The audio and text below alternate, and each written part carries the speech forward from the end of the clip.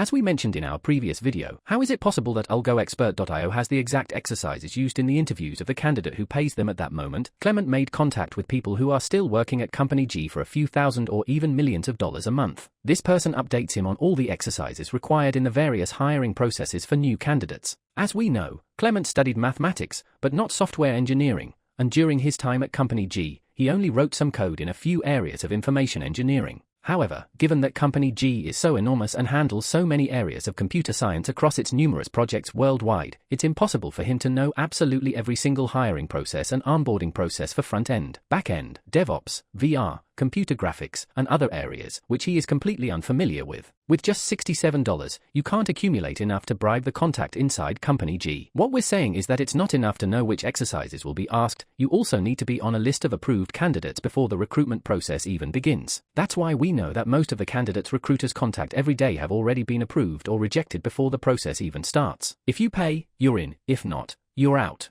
So if we multiply at least $20,000 by 1,000 people per month, we are generating income of at least $20 million per month. Clement used to receive a salary of less than $250,000 per year and is now generating income of more than $20 million per month. That's more than enough to bribe someone within the company and ensure that people who pay a certain amount of money get into the company regardless of their qualifications. This creates problems such as an increasing number of people from large, prestigious universities in the United States losing their jobs and not finding new ones. This is because individuals like Clement and companies like algoexpert.io sell the job to someone with no computer science background. This forces large companies like G, M, and Big Smile to discriminate against each US state by allowing them to bring in someone from another state, supposedly because they couldn't find anyone suitable within that state. Even worse, they bring in people from outside the United States because, according to them, the vacancy was never filled with all the candidates within the US. This forces the State Department to provide H-1B visas to people who lie on federal applications, but the US government doesn't notice because it assumes that if these companies hired them, it's because they verified that they didn't lie on their resumes. If you want to know how manipulation can occur from within, how to convince company personnel, and how to force the company's lawyers to petition state and federal governments to allow all documentation for personnel transfers from one state to another or from another country to the United States, we invite you to like this video, subscribe to our channel, and watch our next video. This will also help more software engineers understand what's happening today.